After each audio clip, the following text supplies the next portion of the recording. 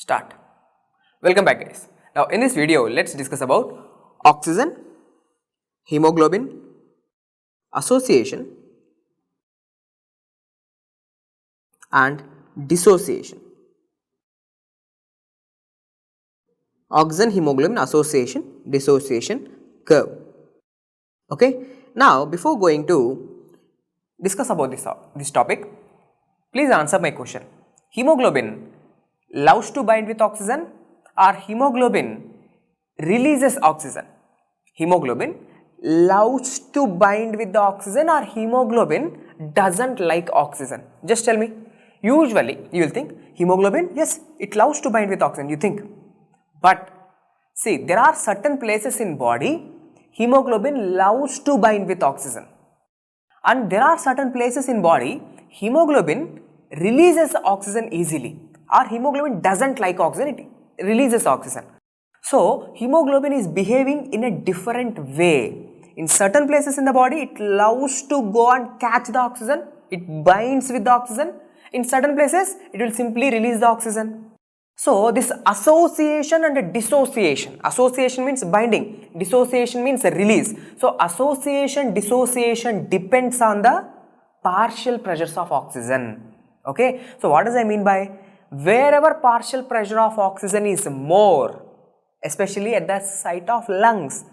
So whenever the partial pressure of oxygen is more, hemoglobin loves to bind with the oxygen. So at lungs partial pressure of oxygen is more, so hemoglobin is binding to oxygen. But the same hemoglobin molecule, whenever it's going to the level of tissues in capillaries, now what it is doing? See, at the level of tissues the partial pressure of oxygen is less, that's 40 mmHg. Now at the level of tissues, what hemoglobin is doing, how hemoglobin is behaving, it will release the oxygen. So wherever the partial pressure of oxygen is less, in that places hemoglobin simply releases the oxygen. So now this information we will see in the graph, but let's write the first concept here. The concept is, the concept of hemoglobin association dissociation curve is wherever there is more partial pressure of oxygen. P means partial pressure of oxygen, P4. Wherever there is more partial pressure of oxygen, their association increases. Okay, or I can say hemoglobin saturation percentage increases. Okay, hemoglobin will be more saturated, it binds with more number of oxygen molecules. Or wherever the condition where there is less partial pressure of oxygen, their association decreases, or I can say hemoglobin saturation also decreases. Okay, this is important point which you need to know. Or we can say in a different way. Okay, the same thing what and all we have discussed, let's put it down in a different way. Whenever partial pressure of oxygen increases, then Hb saturation, okay, increases, and if PO2 decreases, Hb saturation also decreases. Okay, now after seeing this, let's talk about this graph. What this graph is explaining us. Guys, you already know that at high partial pressure, see, here I am showing you the partial pressure of oxygen on the x-axis, partial pressure of oxygen, and on the y-axis I am discussing about the hemoglobin saturation. Now from the previous videos you already know that at the lungs, at the alveoli, what is the partial pressure of oxygen? The partial pressure of oxygen at alveoli is somewhere around 104 mmHg. Now let's round it up somewhere around 100 mmHg. Okay, let's take a round figure, 100 mmHg. And whenever the partial pressure of oxygen is 100 mmHg, what will happen to the percentage saturation of hemoglobin at lungs when hemoglobin is coming for the purpose of oxygenation? At lungs what will happen? All the pockets of hemoglobin will be occupied, or there will be 4 molecules of oxygen going to be placed onto the hemoglobin molecules. Okay, one hemoglobin can carry 4 molecules of oxygen. So at the lungs, because of the high partial pressures, all 4 sites of hemoglobin will be occupied by 4 molecules of oxygen. So that is the reason why you can clearly see here hemoglobin is 100% saturated. Guys, here in this graph there are different curves, but only concentrate on this blue color curve. Okay, on this blue color curve. Why? Because that is the blue color curve which is going to be normally seen in a normal individual, okay, not during extreme exercise or not during whenever he is not having any work. See, what I am saying is here only concentrate on the blue color graph. Later on we will see that right shift, that is a green color curve, and that purple color shift, okay, purple color graph when we will be having the left shift, okay, that we will discuss in a few minutes. But for now, when the partial pressure of oxygen is 100 mmHg, hemoglobin is how much saturated? Hemoglobin is almost 100% saturated, okay, almost 100% saturation is seen. Now, what happens at the level of tissues? See, at the level of tissues, we know the partial pressure of oxygen will be 40 mmHg. Now, at 40 mmHg, what is the percentage saturation of hemoglobin? Please concentrate. Let me write it down here. At 40, the percentage saturation of hemoglobin is somewhere around 75%. Okay, 75% saturation. What does I mean by 75% saturation? One oxygen molecule from the hemoglobin, is released into the tissues. Okay, out of 4 molecules, only 1 molecule is released at 40 mmHg partial pressure at the level of tissues. Hemoglobin is 75% saturated. That extra molecule of oxygen got delivered to the tissues for the normal physiological activity. Now, let's see one more point.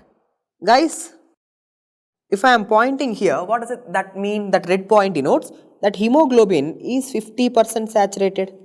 50% saturated. So, when will be hemoglobin 50% saturated? When? If you take the partial pressures of oxygen to somewhere around 27 mmHg, at a partial pressure of 27 mmHg, hemoglobin is how much percent saturated? Hemoglobin is 50% saturated in a normal person.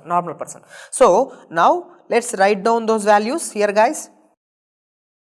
At a partial pressure of oxygen, if it is 100 mmHg, okay, 100 mmHg, hemoglobin is how much percent saturated? Hemoglobin is 100% saturated, but oxygen at 40 mmHg, hemoglobin is how much percent saturated? Hemoglobin saturation is 75%. At a partial pressure of 27 mmHg, hemoglobin is how much percent saturated? Hemoglobin is 50% saturated. So, this value, this 27 mmHg is considered as P50. Now, very important point. Now, what is P50? P50 is the partial pressure of oxygen at which hemoglobin is 50% saturated. Okay, what is the normal value? 27 mmHg. So, from this we can say at 27 mmHg partial pressure, hemoglobin will be only 50% saturated. 50% saturation means only 2 molecules of oxygen is there on the hemoglobin. 2 molecules are delivered to the tissues. Okay. Now, after this, let's see about what is the right shift and the factors causing right shift. Okay, first let's talk about right shift. Guys, see, sometimes in certain conditions, okay, now this oxygen hemoglobin dissociation association curve will shift to right side. Now, why it is shifting, what is the importance, we will discuss now. First of all, let's take an example. See, the blue color graph is happening in a normal person who is not hardly working. Okay, he is normal doing his regular activity, he is not stressing his body. Now, imagine a condition where the person is working too much, hardly he is exercising. Okay, he is an athlete, he is running. Now, in those conditions, just tell me, tissues need more oxygen or not? Definitely tissues require more oxygen. Now, if tissues require more oxygen, how should hemoglobin behave? how it should behave? Hemoglobin is a very good molecule. How it should behave?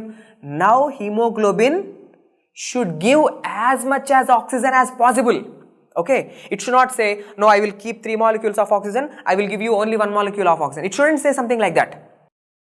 In a normal healthy person, okay, it can give only 1 molecule of oxygen under normal physiological circumstances. But right now the person is working. He is stressing his body requires more and more oxygen. Now in these conditions, hemoglobin will change its behavior in such a way, it will deliver more oxygen to the tissues. Okay, see, now how can we say in this graph, sir? Okay, what's happening in this graph, we will discuss now. Now let's come back to the basics, normal basics. In a normal person, at 100 mm Hg partial pressure, hemoglobin is 100% saturated. At tissues, at the level of tissues at 40 mm Hg pressure, normally hemoglobin is how much percent saturated? Hemoglobin is somewhere around 75% saturated. Okay, and what is the P50 value? Normal P50 value is somewhere around 27 mm Hg. Okay, 27 mm Hg. Okay, that's the partial pressure. Now, let's take a condition where the person is too much exercising. Now, in this condition, see the hemoglobin association dissociation curve, it shifted to right. Now, what is happening? See, now please look at here, guys. Hemoglobin is, let me erase these things so that it will be clear for you. Now, see here, at a partial pressure of 40, okay, at a partial pressure of 40. So, all the time tissues, they are having a partial pressure of 40. Now, at a partial pressure of 40, hemoglobin is how much percent saturated? In this right-sided shift curve, in right-sided shift curve, hemoglobin is 50% saturated. But in a normal person, at 40 mm Hg pressure, hemoglobin is how much percent saturated? Hemoglobin is 75% saturated. So, what we are seeing a difference? Sir, in a normal person at a 40 mm Hg partial pressure, hemoglobin is 75% saturated, which means it have 3 molecules of oxygen on it, only delivered 1 molecule of oxygen to the tissues.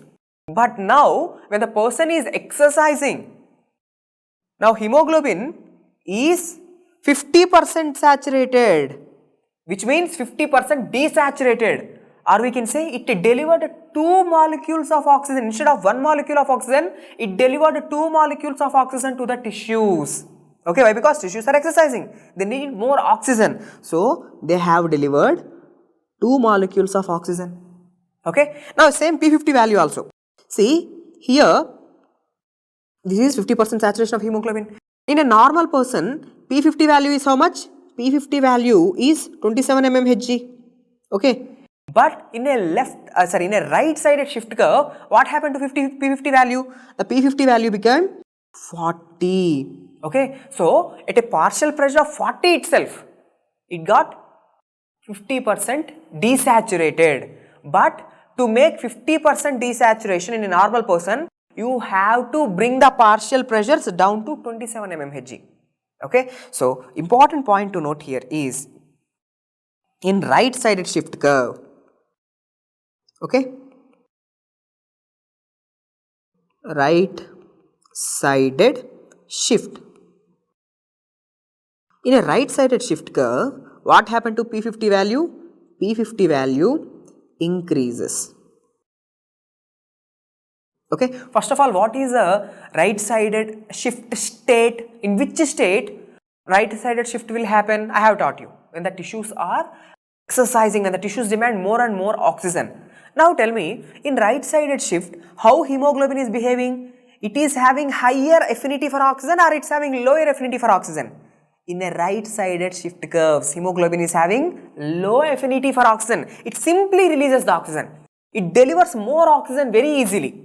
Okay, so right-sided shift or right shift is a low affinity state.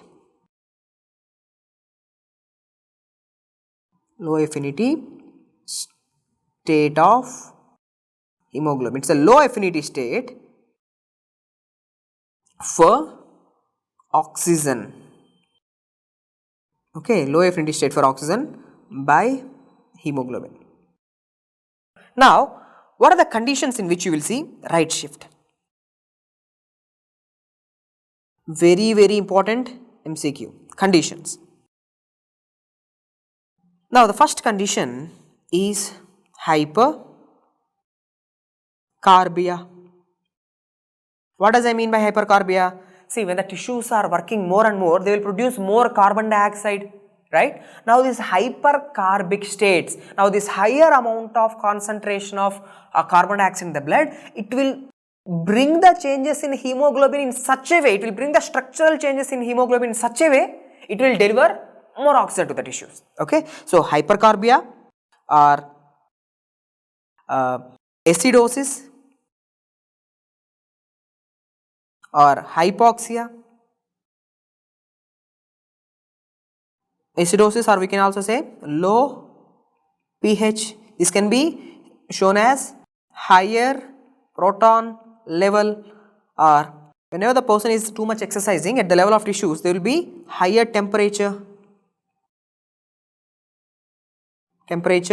increases, or whenever the person is working out too much, there is production of this molecule called as 2,3-BPG, okay, bisphosphoglycerate. Now, all these conditions, hypercarbia, acidosis, hypoxia, okay, increase in temperature, and 2,3-BPG, low pH and higher proton concentration, all of them will brought the changes in hemoglobin in such a way that hemoglobin is now having low affinity for oxygen. It easily delivers the oxygen to the tissues.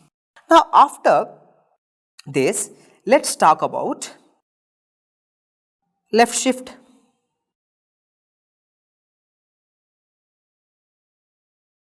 Okay, left shift. Now, left shift is exactly something opposite to the right shift. Now, left shift is high affinity state or low affinity state? It's a high affinity state. High affinity state. What does I mean by high affinity state? Now, hemoglobin, it's not easily releasing the oxygen. Hemoglobin is keeping the oxygen with itself. It's not simply delivering the oxygen. Hemoglobin is binding to the oxygen. Now, when you will see this, see, whenever I take you to some place where there is very less temperature, you are not at all doing any work, okay, not at all doing any work. There the temperature is very, very less. Or if I take you to Antarctica region where the temperature is very less, so all your metabolic activities are going down. When your metabolic activities are going down at the tissues, does the tissues need any oxygen? Or I can say they need very, very less oxygen. So hemoglobin is also behaving in such a way, it is delivering only less oxygen. So let's see that in the graph. Now let's talk it in the graph. See guys, here left shift, here we are denoting it with the purple color curve. Okay, the purple color curve. See, normally in a normal person, at a partial pressure of 40 mmHg at the tissues, okay, at this partial pressure, hemoglobin is how much percent saturated? In a normal person, hemoglobin is somewhere around 75% saturated. Okay, 75% saturation. But in a person whose metabolic activity is very, very less, in that person at this partial pressure, 40 mmHg partial pressure, what's happening to the percentage saturation of oxygen? The percentage saturation, percentage saturation of hemoglobin. The percentage saturation of hemoglobin is almost 90%. So from this, what we can say, hemoglobin, is it simply releasing oxygen? No, it's not releasing oxygen. Why? Why? Because first of all, tissues doesn't need oxygen. The metabolic activity is going very much down. The temperature in the body is getting lower and lower. There is no metabolism happening. Okay. Now in this condition, the oxygen, the hemoglobin saturation is also high. What happened to P50 values? See, the P50 value in a normal person, this is right. See, this is the P50 line. In a normal person, to make the hemoglobin 50% saturated, you need to bring the partial pressures to somewhere around 27 mmHg. But now see, to make the hemoglobin 50% saturated, you need to bring the partial pressures down to 15 mmHg, 15 mmHg. So what does I mean by to make the hemoglobin desaturated or to make the hemoglobin saturated only 50%, you need to bring the partial pressures of oxygen so much low. Then only hemoglobin will be 50% saturated, or we can say hemoglobin is releasing the oxygen. So from this what we have understood, hemoglobin is behaving differently in different conditions.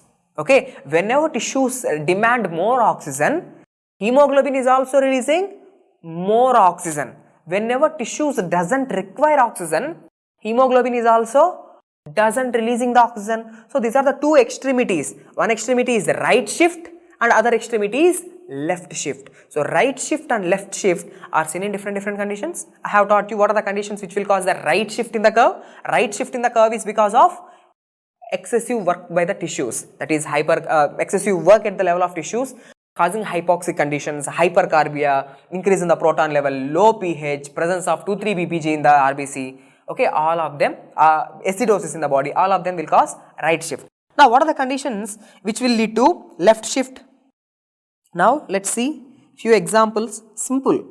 Left shift is seen in conditions like reduced temperature, alkalosis, that is decrease proton concentration, or high pH, low concentration or low partial pressure of carbon dioxide, and even fetal hemoglobin. Okay, so fetal hemoglobin is also having a nature, it's also having a nature, it will very tightly bound to the oxygen. See, fetus is not breathing by itself, fetus lungs are not breathing. So the RBC whatever are coming to the placenta, in the fetal RBC, which type of hemoglobin is there? In the fetal RBC there is fetal hemoglobin, it's not HbA. In you and me, we are having HbA, adult hemoglobin.